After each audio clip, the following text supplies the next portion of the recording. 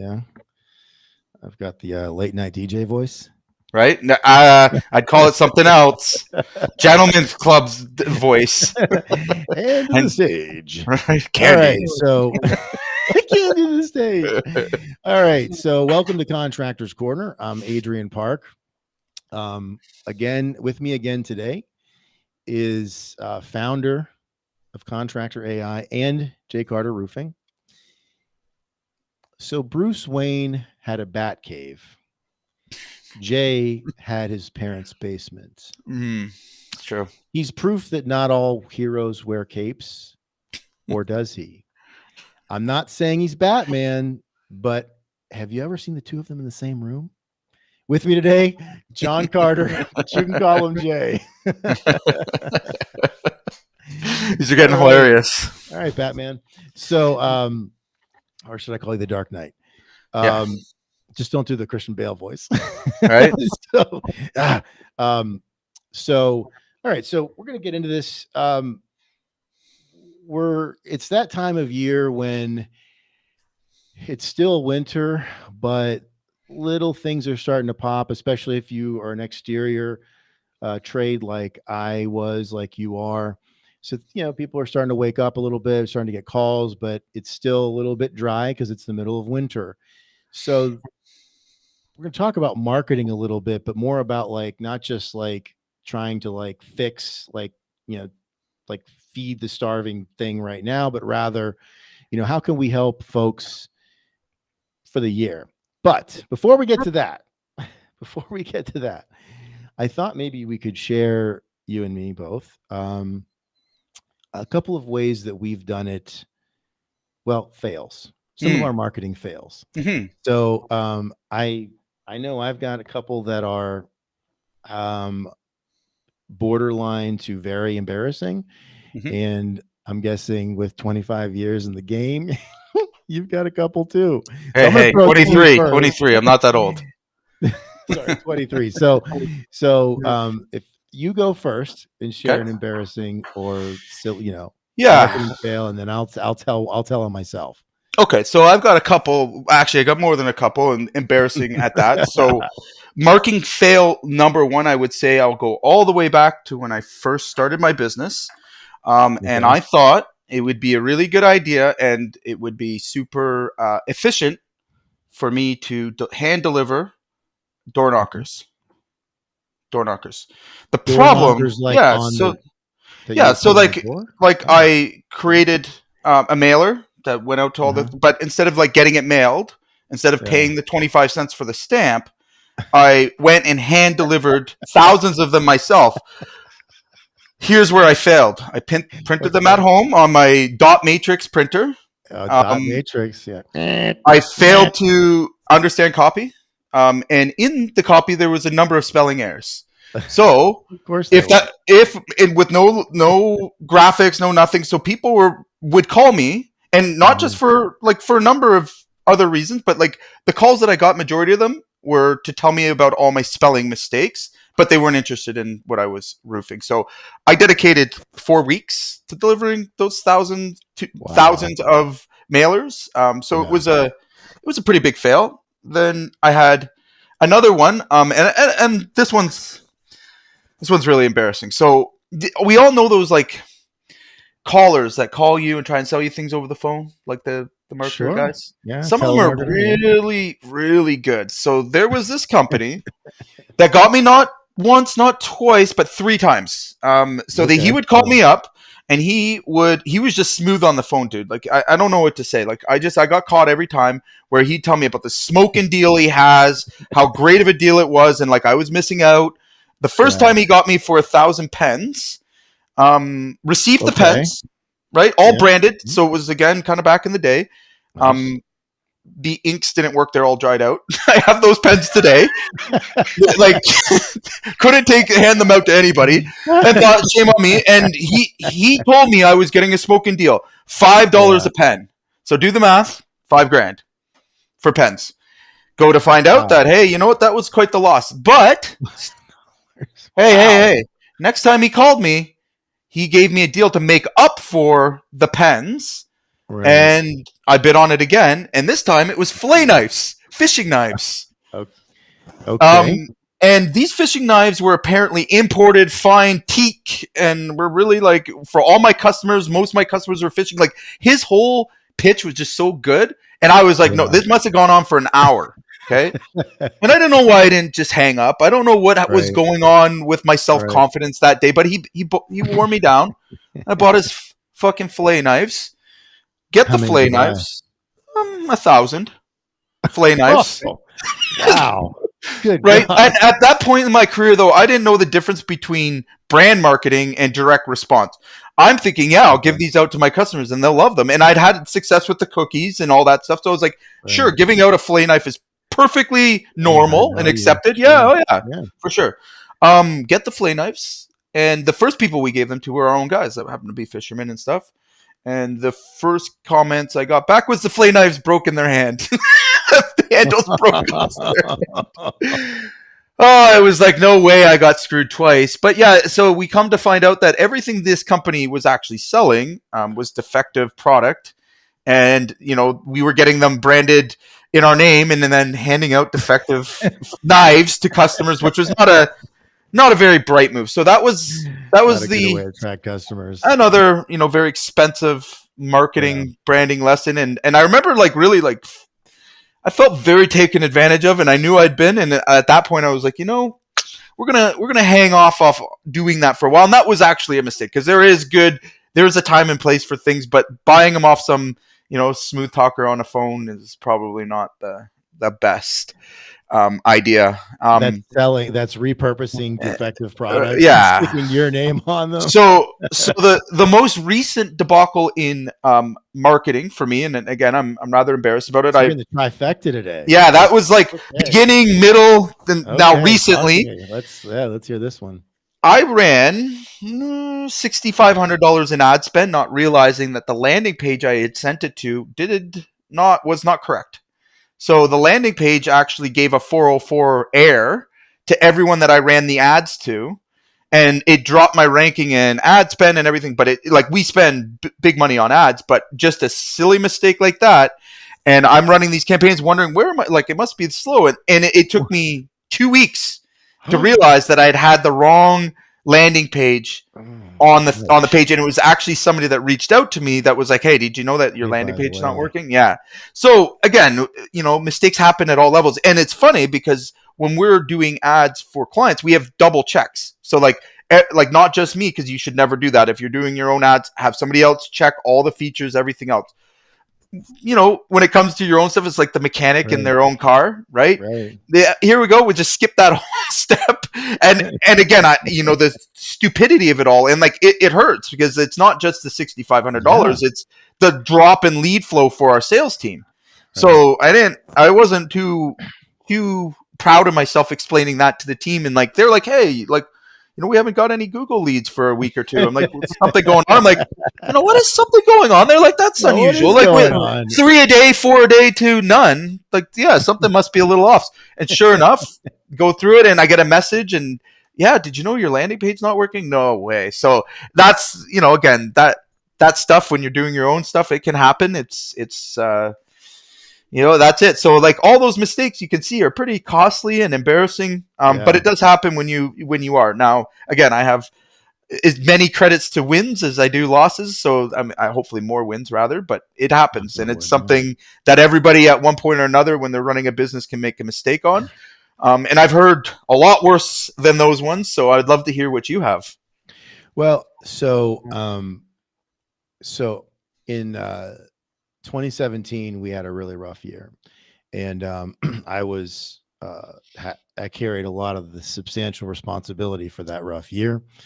And I mean, we lost, I think I've said this before, close to $600,000. It's substantial. And we weren't doing 10 million. We did 1.4 or something that year. Oh, so wow. It was an ouch. So there's a lot of pressure on me as the new and younger CEO to figure this out, because and there was nobody else coming with any substantial solutions.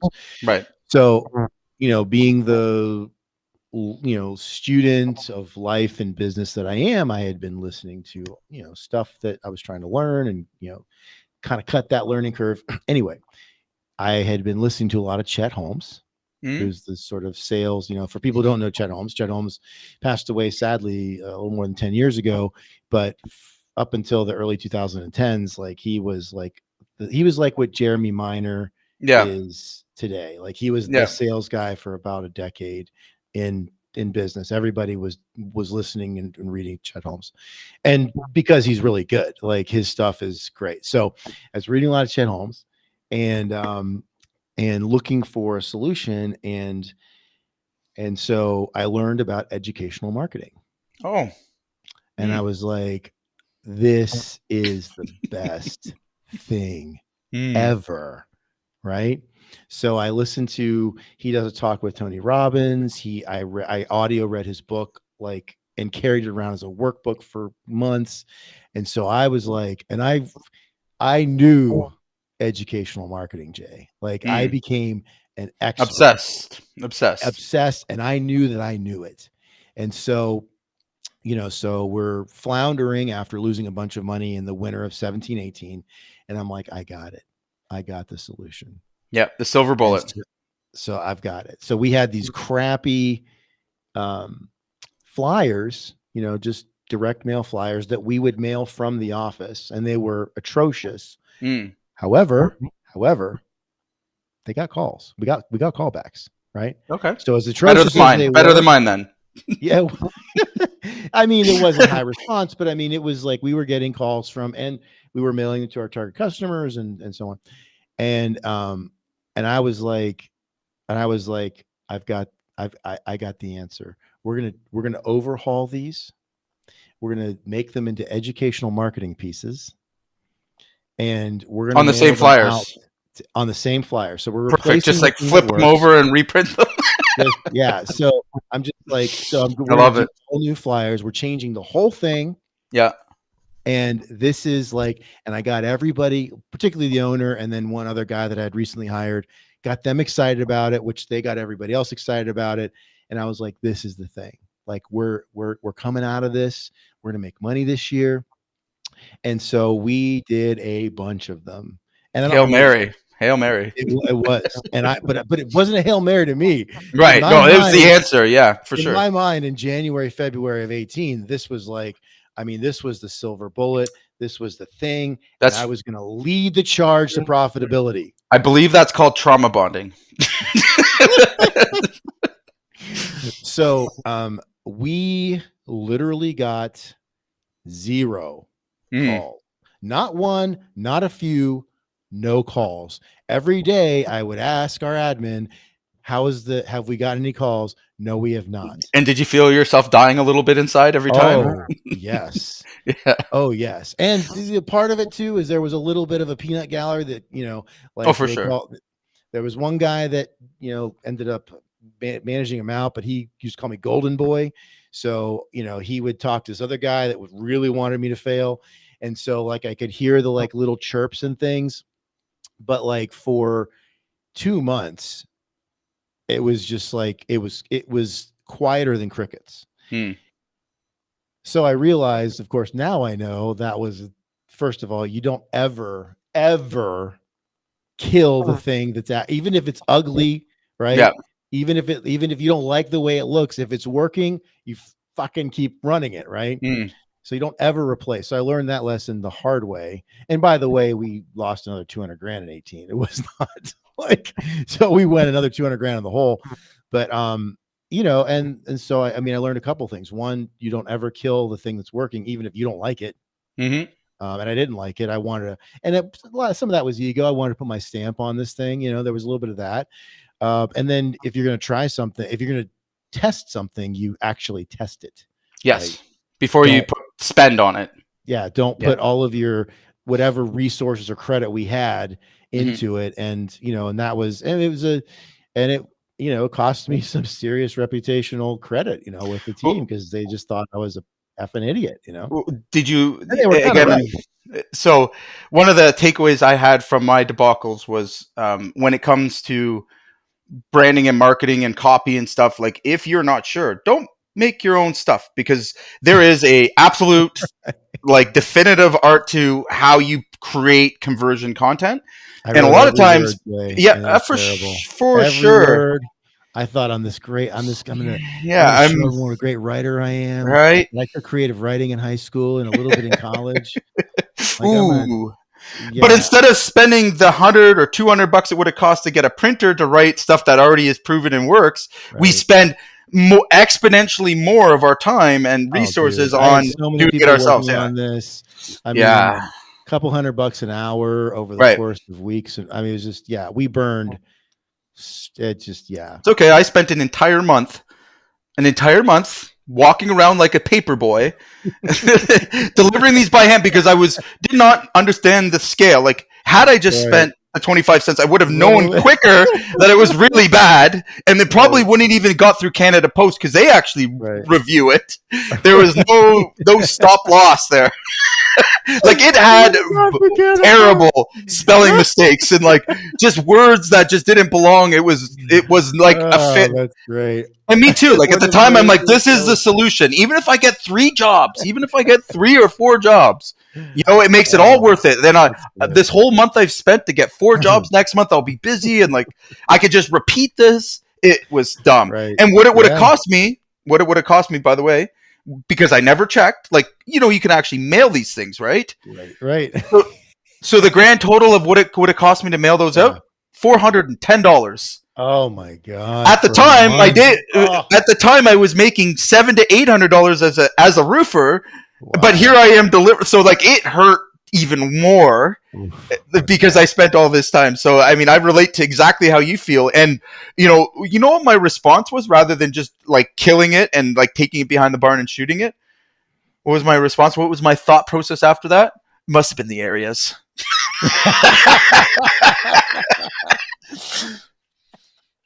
Did I learn my lesson? No. It took me hiring my sister and like a friend for them to screw around trying to deliver them to just finally until it died. We got the grand total of one estimate from over 8,000 flyers.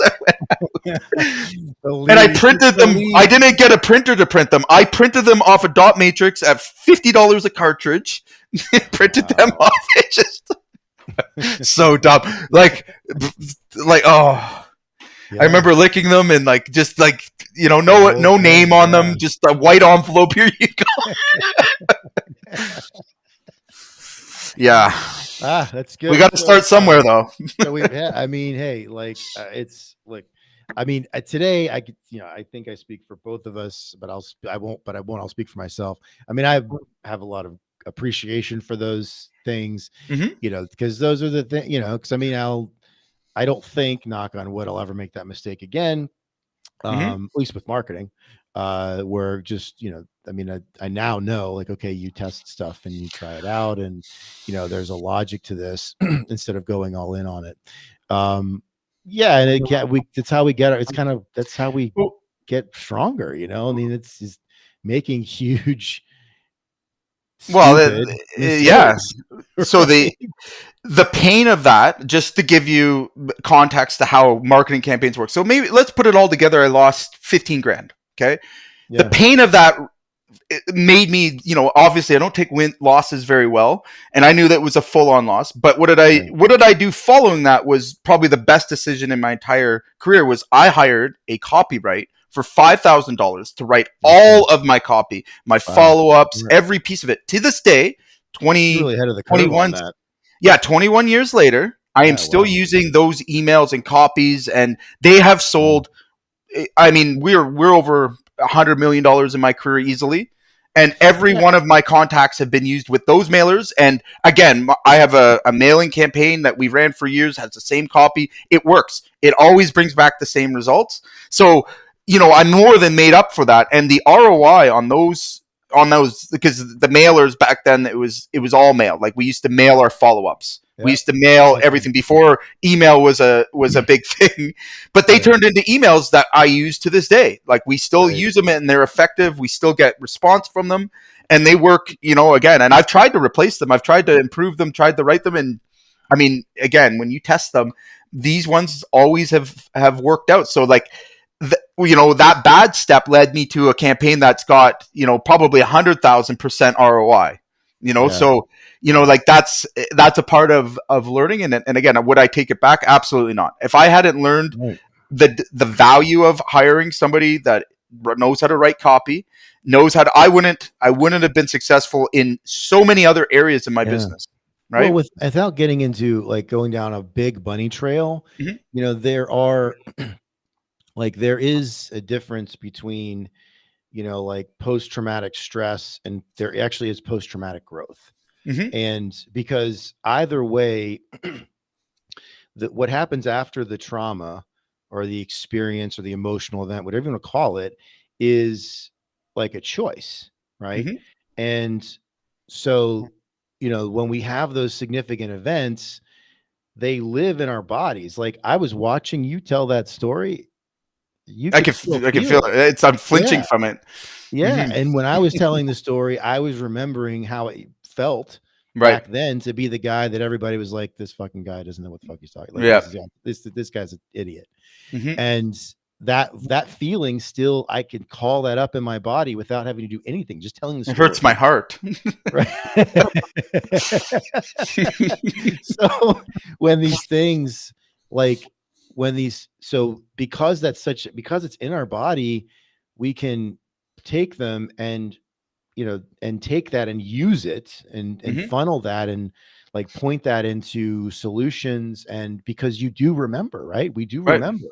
So anyway, so let's talk about, because I think if we surveyed 1,000 contractors, GCs, trades, service guys, I don't think it would matter, and ask them like what their top 3 or 4 biggest problems were. I'm guessing that one of the top 5 answers is going to be, I don't have enough jobs or I don't have enough leads.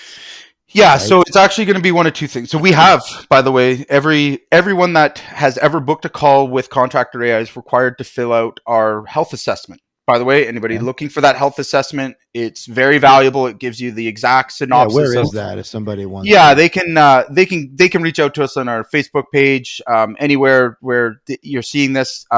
It's right on our website as well, so they can go there, take the assessment. It takes 3 minutes to do, and it gives you a game plan. It gives you your next few steps, and based on where you are in your business, really valuable. Yeah. But we use all that data to really understand how we help our customers succeed. And the number one thing that we see, all right, the number one problem, the core problem that we see in terms of, and we've got thousands of people that have taken it, is they don't realize that lead generation is actually the symptom of something bigger. Okay. And ironically, these guys also have a problem with acquiring new staff, acquiring the right guys. Like those problems inherently go together. And and what I'm anxious to tell everyone, and anxious to really drive home with everyone, and a lesson I had to learn, through many of these failures and ups and downs, is the process of developing a marketing campaign, and the process of really positioning your business to have consistency with leads flow. So just getting leads is not the answer to the problem. It's actually very dangerous. And all contractors that I've encountered so far on this, with the exception of literally one guy that really knew his stuff, had a marketing background that came in, into the contracting business, is they start with, I need to get leads. Right. All right. That's a mistake. That's a big mistake. All right. Why is that a mistake? Why? Here's the problem. Because they don't understand what their core offer is. So here's an example. Not understanding and have a differentiated offer to the market means that you're going to compete as commodity. Okay. Right. Very difficult when someone has more money than you to spend on advertising and more developed, and it forces you out of opportunities. So for example, not having a differentiated, ad. We'll use the simplest form. So, hey, you want to run some Facebook ads, you want to run some Google ads. If you are trusting an agency to do that for you, all they're doing is taking the success of another campaign they ran for another person that will probably be in your area and rerunning the same message and the same offer. Changing the logo. Right. Yeah. So what a lot of contractors don't realize is that actually what you say and how you say it, 3 words can be the difference between landing your dream prospect and a tire kicker. Which I think is terrifying, Jay. Right. It is, but it's true. We've seen it. We've seen it. I've shown it to you. Like, you can see the difference between, what a copy can change in one thing. Right. We've seen it for sure. Yeah. And again, I would say that all marketing is a game won by inches. Okay. So being fractionally better than your competitor in a certain area, say it's ads. All right. Fractionally, by the time you measure that out over time, that literally will mean you are the market, category king versus being the low ball guy, right? So here's my number one thing: know who you're actually doing business. Pick a lane, all right, and don't dilute your marketing spend. So again, when guys go out and first try to acquire leads, you're setting yourself up for immediate, almost automatic failure. Okay. And the reason why is because they don't understand their core offer, what it is exactly specifically that makes them unique, that gives them an advantage over everybody else. All right. They don't know who they're exactly targeting. That's a big mistake, because in this world of noise and volume and everything, just throwing an ad out there is not going to get you success. And especially because that customer coming in may not be the customer you serve best. And you don't know, you're not connected to that message. And then what happens is you get into the job or you get into the client, and you've said something earlier in your marketing message that you don't provide or you don't support coming through. And it sets this whole big mess up. And then a lot of guys fail purely at marketing because they don't know they don't know the core problem that the client has and how they solve it, and they give up too soon.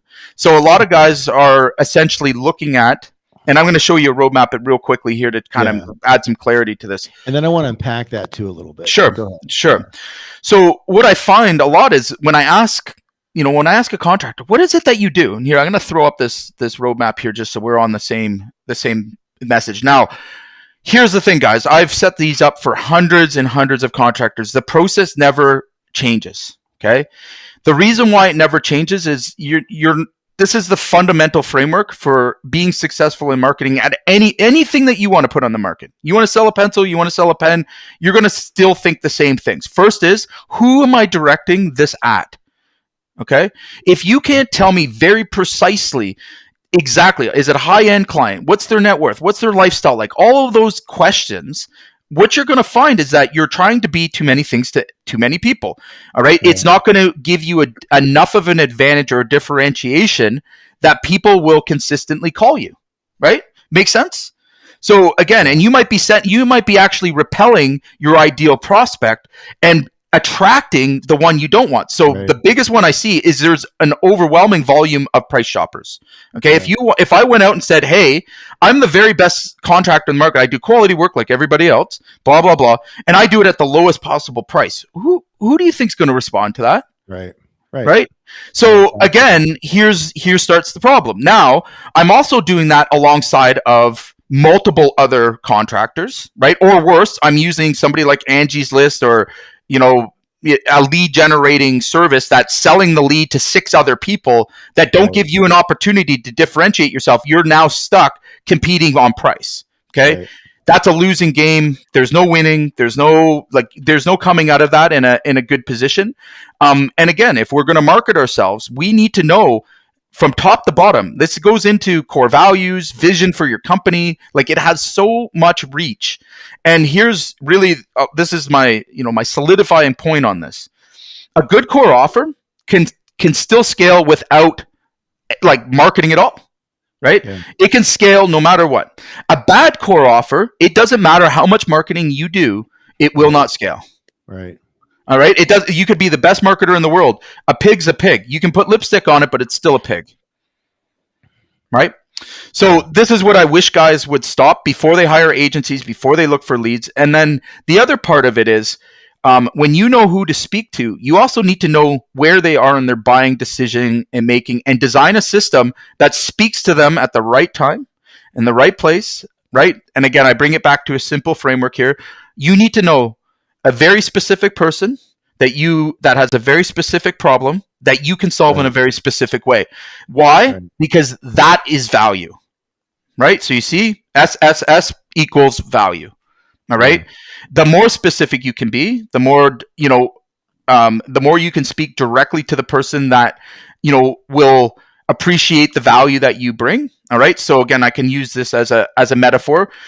If you're trying to sell a Honda Civic, all right, you're going to use a certain language and tone to that car. You're not going to say this is a, Lamborghini, and we know it's a Honda Civic, right? The two consumers are not the same. The guy that buys the Lamborghini is dramatically different than the guy that's buying the Honda Civic. Okay. But too many guys are going out and advertising their Honda Civic, all right, or maybe they do have a Lamborghini. They have a Lamborghini of service, but they're selling it at a Honda Civic price. The economies of scales don't work, and it's a mismessaging that pushes away their ideal client, all right, and invites the opposite, right? And then they get frustrated and they quit rather than fixing the core problem, which is if the offer is not clear as day, if you're not sure you can deliver that value and you don't know your client journey every bit of the way, you are setting yourself up to forever be in your business, number one.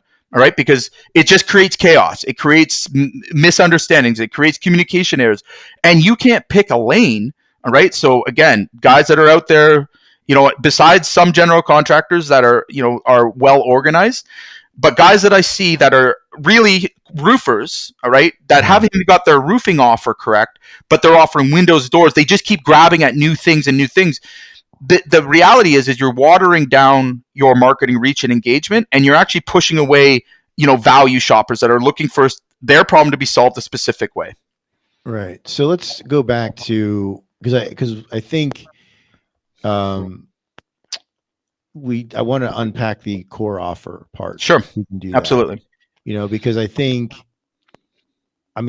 we all know what we do, right? We know we're good at, but maybe so I'll use, myself as an example. So again, we had, a few core competencies, right? We were, our primary, where most of our revenue came from was pressure washing, duct pointing, replacement, brickstone, mostly brick and stone, a little bit of block, and then caulking, and then there was a kind of few other things in there. So that was our business, right? What's the difference between that, right? Our core competencies and core offer? That's the service that you offer. Okay. So the services you offer is not your core offer. Your core offer is I help building owners, maintain their buildings by, pressure washing, XYZ. You're going to offer your services. You're going to find the pain points of why they would call you. All right. That's this is what we call it. And it's got layers to it. All right. So the idea of a core offer is it calls out very specifically the person that's going to, your ideal prospect. All right. It says to them, and it's not talking at them. All right. It's not blasting information. Oh, I do this and I'm quality. Those things are expected. Okay. Right. What is it what is their real true pain points? What is their, the true things that they're concerned about? What's keeping them up at night? Why would they call you over the other guy? All right. And it's taking all of those human, the way that we make buying decisions. Why would they be calling you? What problems do you solve? All right. So for example, saying I do power washing. Well, that's generic. It's not deep enough. Why do you do power washing? Who do you do it for? Okay. And what gives you authority over the next guy that says they do power washing?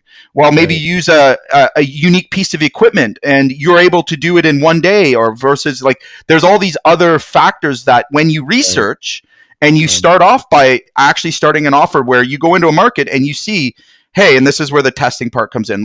Does the market actually need this service? Right? Is the demand there? Is there a common problem that they all communicate about where they don't like?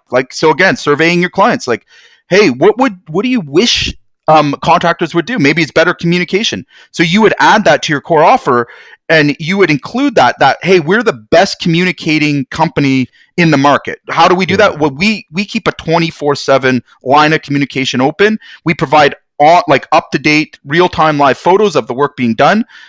We have a follow-up process. We make sure that we, if it's a third party that maybe is at the property, like a renter or something, we make sure we schedule with them, and this is total peace of mind for you. And you don't have to be involved or spend any of your time, right? Again, in a roundabout way, that would be an offer that would now stand out. So when someone asks you what you do, you would explain, like, I help, commercial building owners maintain their properties through, power washing, tuck pointing, and blah, blah, blah. Right. So now a core offer. That is a core offer. And now think about how that resonates with your staff, right? Like, ask your guys what you do. They're going to tell you, oh, we do roofing. We're a builder. Great. Right. Well, who do you help? Like, who do you specifically help? Are you building for, shelters or, non-for-profits, or are you building high-end luxury homes? Like, what is it that you do? And again, think about what people imagine in their mind. Okay. So when I say something, about us, like in our core offer, it's meant to excite the person that would need those services. So it's meant to repel the people immediately that I don't want to do business with. So a low-end price shopper looking for a cheap roof, there is nothing in the language I use that says, I am a cheap roofer. If you want to slap a roof on, come call me. In fact, it says the opposite, right? We deal with luxury homes, high-end consumers. We install lifetime metal roofs manufactured on site. Again, we're, locally crafted. Like, it goes through a set of language, and we specifically call out the person we serve the best. And guess what? Within fractions, we deal with the same client day in and day out, the same problem, same objection, same everything. So that's how I've been able to systemize the sales process, the marketing process, but more importantly, aligning my values, my direction, my vision for the company. I've been able to align that with my staff. Now, asking them, they know, right? They know the answer. They know. It's simple. So if I was going to put this like on a bumper sticker, core offer is what we do and one or a couple of the ways it solves our ideal customers. That's problems. All it is a core offer is how you solve a specific problem for a specific person, a specific way. Because I think it's, Jay, because I've heard that for years now. And even now, even with the substantial, like I understanding substantially more about marketing and sales than I did even a couple of years ago. Some of that thanks to you. And yet, like, still when I hear core offer sometimes, I'm like, what is that again? So I think it's helpful to have like a little bit of a, like a little refresher. Bit of like, okay, it's what we do and the significant benefit. And then of course, if there's some part of that that's unique, right? So if I'm just gonna go back to the masonry business. So, be like, well, we power wash, we tuck point, and we do, we replace, do brick and stone replacement. Great. That's the service that you offer. But again, now what is it that you do?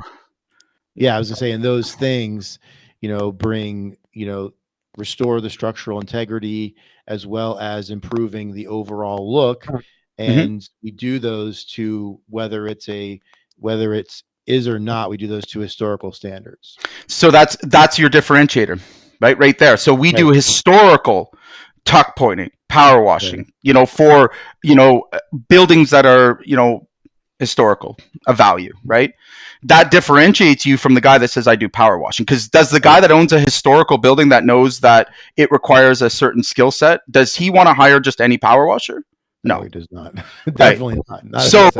So then again, if you're really keen and you're serious about improving your offer, now here's the other thing: your core offer gets developed, and I always recommend every 3 months you look at that core offer, because as the markets change and as your competitors change, you have to continue to develop it.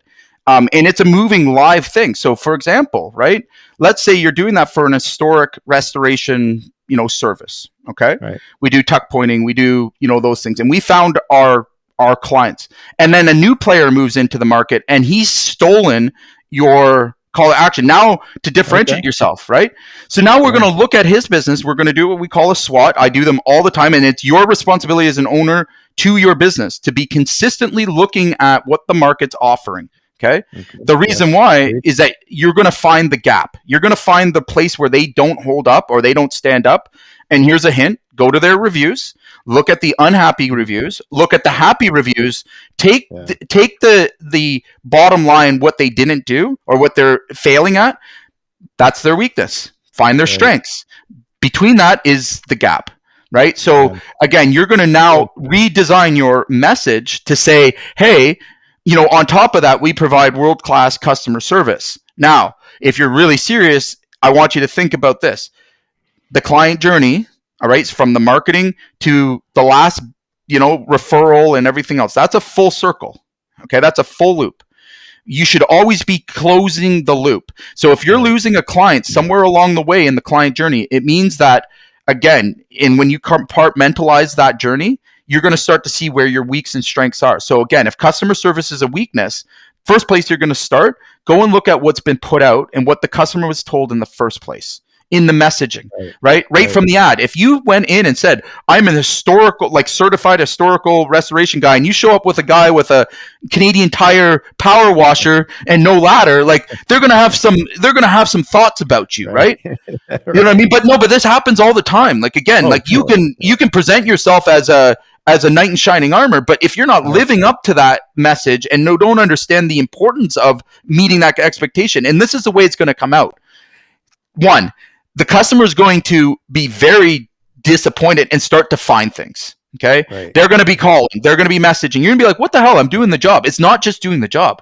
It's delivering the solution they had in their mind, the outcome they were looking at. So they imagined a team of, uniform guys showing up with, a truck with a great big power washer on it. And they wanted to see professionalism at they hadn't seen before. That was what they were sold in the messaging. And then you show up and disappoint them. This is where it's going to come out. They're not going to want to. They're going to want to debate the bill. They're going to say you did damage. They're going to find ways because they feel that you have lied to them. And you're not. They're not going to say that up front. But again, how many guys are having these experiences? How many guys are like, hey, I couldn't get paid. And when I hear that, I'm like, okay, well, where'd you break your promise? Where did you break? Where did it break down? And where did the communication go off? So let's just put this into perspective. Your core offer, call it your contract, call it your bond, call it your word to your customer. Okay. You're setting the tone, but it also is connected to your values. If your value is to do a high level service for a high level client, a specific person, specific problem, right? And you're not living up to that, and honesty and integrity is your core value. Well, there's your problem. Right. And your staff see it. Everyone else, you can't lead a company like that. No, there's a cost there, isn't it? There's a huge cost. And the cost comes back to you over and over again. The good news on this is when companies get this right, okay, these offers start to scale themselves. Because again, like I said, once you get a few customers through, you don't need a lot of traffic. You don't need a lot of those lead companies anymore, because word of mouth goes a long way. Yes. And then you should never be fully dependent on it. But here's the thing. If you learn how to attract and spend, you don't have to spend a ton of money if you've got a really good offer and you're pulling in the exact customer that you want to do business with, that pays you well, that values your service, that you align with, core values and as a person, right? And you will see a lot of the problems you're currently experiencing, inconsistencies. You'll have a lineup of people waiting. And you've now got leads on demand with the ideal customers. And that's the real dream that everybody should be going after, because that brings the freedom. That brings the options. Yeah, I was going to say, that was part of my experience, was that we, the first thing we did was get clear on what we would do and really clear on what we would not do. That's right. And part of that was who we would bid to or quote, and who we would not. And that list got not list, but that who it was very specific. And that meant immediately ruling out half of the, half of the leads that were coming at us through, the estimator inbox and all these other things, people calling from GCs and whatever else. And of course you'd think, oh my God, what do you do? How are you going to survive when you are, killing all those leads? But the reality was that we had fewer leads, but we closed more higher conversions. A lot higher. And then for more money. we made a ton more money, and we went from losing almost 900,000 over 2 years to then making almost $1 million the very next year, and then doing that again and again. And yeah, I mean, it was a radical transformation that started with, we're not going to bid to these guys. We're not going to bid this work. So we don't want public prevailing wage. We don't want, and I mean, even like I had like a, well, I know it's an avatar now, but I had like a demograph. Like I was like, architects that are a pain in the ass. No, hard pass, not doing it. Right. Because they were such a nightmare. And then, on these big jobs, they, here in the States anyway, like they can hold up your check, hold up your payment. So, because they were nitpicking about this and that other thing. So we had, the punchline is fewer leads, but I mean, my personal, like my average, I don't remember what it was in the first couple of years, but it was probably 50,000 a job, and it went to like almost 280, my average contract size. And again, we were printing money. So it's extremely profitable. And, we did get clear. I mean, I didn't understand it as core offer when I was doing it, but, we were, we understood what our competencies were, the value we brought, and there was a lot of clarity amongst the team about what that was, Yeah. So I say that to say it's not just about it's not about volume of leads. Yeah, exactly. Right? It's about quality of leads. And it's about servicing those leads. Don't think your job has stopped at just getting the leads, or your job is stopped. It's about the whole experience from start to finish. You're responsible, and the outcome is entirely on you. From start to finish. Hold on, just a. I got an intruder again. I gotta lock that door more often. That's great. We interrupt this program. All right. For a short break with Jay's daughter. So while you're doing that, while you're no, I got it. Playing with your so it's getting, so it's a couple of things, which obviously again I'm speaking from my own experience, Jay, like that was overwhelming for me, because it was not, marketing has not historically been something I thought, oh yeah, like I own this. I really understand. I understood sales. Even though I wasn't really a salesperson, I understood it and I thought I could be good at it, mostly because I was process oriented, but I never felt like I had high competency when it came to marketing. And so it was always like really intimidating to me, again, less so now, but I remember just being like overwhelmed by, all of this stuff, like who are we trying to get? And then avoiding the nightmare customers aren't necessarily nightmare people. They're just the wrong person for you. Right. And I learned that the hard way, so I guess, to maybe like kind of put a punctuation on this today. So in a nutshell, it's, and this is not anything new. We talk about this a lot, but it's knowing, who your ideal customer is, because your ideal customer is going to be a couple of things. One, they're going to like working with you more, right? And you are going to feel the same, generally speaking. Two, like you're going to make more money, right? Generally speaking. Three, that person is going to be much more inclined to refer other customers like themselves. Correct. To come back and buy again, depending on what kind of work you're doing, and to say nice things about you online if you ask them and have a system for that. And there's one more aspect to that. You are going to spend less time selling, more time, again, in other areas of your business, because once you know what your customer directly wants, the fears, the pain points, all of those things, it's rinse and repeat. And you can systemize, you know where the touch points need to be, and it goes all the way down to the field. You know how to deliver that work, what specific rules there are to doing it. I mean, don't be saying you're a high-end, installer and showing up with guys that are ununiformed and look like slobs and like, are look like they've, drug addicts. Like, I mean, like Right.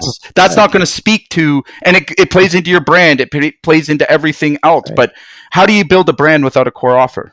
What are you building it around? Right. So And I think, yeah. And it's one-on-one. I think this is the true reason. And again, think about how it affects cash flow. Like, you don't know the client journey, how many days it takes you to actually process a job. If it's all over the place, you have a offer problem. Right. Because again, you shouldn't be asking for clients, or you shouldn't be attracting clients that are, going to have jobs that take 120 days if you have a cash flow problem. Right? Yes. So again, like, it touches every single aspect of your business, whether you realize it or accept it or not. Right. So let me make a shameless plug. Here's how we can help solve the problem. Number one, we have free classes every Thursday. Right now, we're actually going through Pro Marketer AI at a high level, where you can come and learn some more hands-on. I'll give you the tools, the steps, the workbooks, all of it, as if I was your coach, and you can try and figure it out on. Okay, and Pro Marketer AI done with you, I should say. Or Pro Marketer AI is our, what is that? Yeah, it's our marketing offer. So, I mean, it's our introductory offer. Again, anybody that's interested, just check us out on our website, book a call. We'll explain it to you. But it's 9 steps, okay? You don't need to be a marketing genius for it. You don't need to actually have any marketing experience at all, all right? What you do need to have, if you're doing it with us, so again, showing up, doing the work, like, that will get you a better understanding of it, or vice versa. If you want to go fast and get it done and get this in place and have this problem solved, we will solve it for you. Okay. And I'm not talking about selling you leads. I don't do that. I'm not although we can generate leads for you, but if you don't have a core offer or something that is differentiated, and I know that we've done our due diligence, we know that offer is going to scale, I won't teach you how to generate leads, because that's only going to break your customer. If I know your product's not profitable, if I know, like, there's a lot, it's going to be a nightmare. Yeah, I'm not doing you any favors. Okay, I'm actually hurting you, because getting more work on a bad offer is not the answer. That will destroy you. Okay. The reality here is we need something that's scalable. So scalable is not scaling, just to be clear. Scalable is taking something that is solid to begin with, all right, adding the system and process to it so that it runs consistently and with the least amount of time and effort and energy put into it.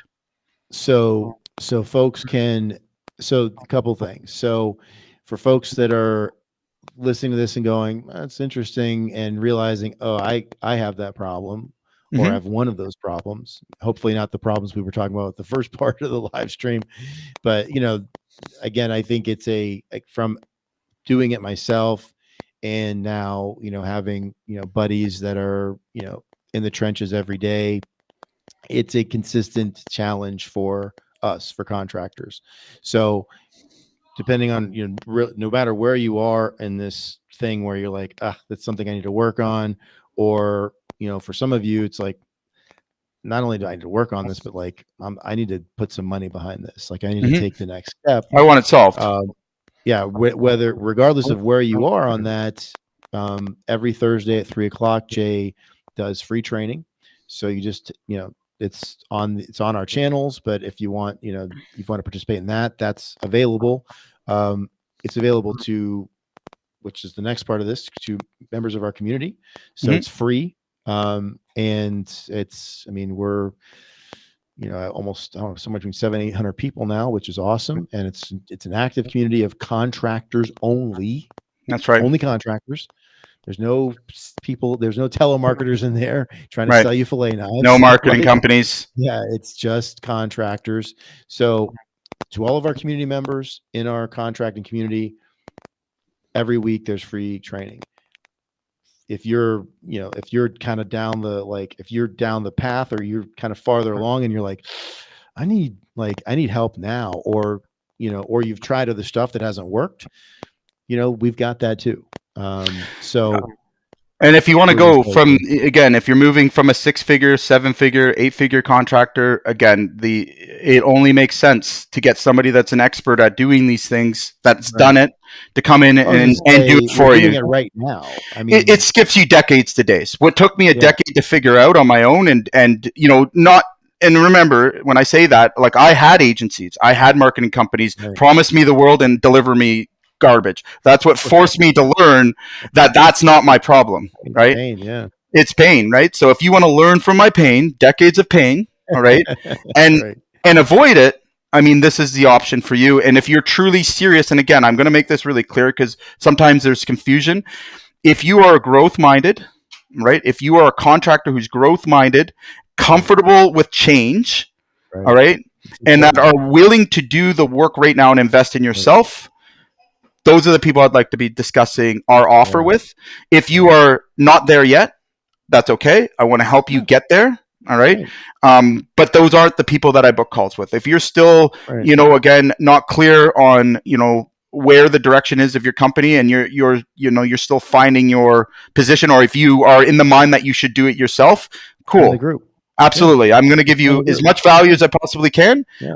But just to be clear, my avatar and who I help contractors looking to scale 7 to 8 figures that have a growth mindset, that are willing to invest in themselves. Right. Boom. Okay. That's right. Yes. So a lot of stuff today, a lot of really good stuff. Mm-hmm. So I'm just going to really quickly recap. So, we talked about a lot. And again, it's, there's a few key things here. One, it's really knowing who your target customer, ideal customer is, knowing your core offer, which we spent time talking about. I'm not going to get into that. And then, of course, having a way of reaching them that is cost effective and, gets to them and gets them to you. So, and that's what we're talking about, or what, Jay is talking about every Thursday. And it's the conversation that we're having in the group right now. So, if you want interested in the group, you can click the links, and it's very easy to join. It's on our main link, which is a Link Hub link. And again, if you want to book a call, there's a way to do that as well through Link Hub. But either of those are options depending on where you're at. So, do what works for you, and we'll see you on the other side. As for the live stream today, thank you for being with us. We always appreciate, we look at the numbers to see how many people are watching live and on replay, and from the emails and the different places that we're putting this. And I just want to say, on both of our behalves, we really appreciate every single person that watches and or comments and or joins or interacts with us somehow from this, because we take time every week to do it, and we do it because we believe in it, and we believe what we're talking about and what we're doing as far as the mission. So thanks for hanging out with us for a minute, and see you next week.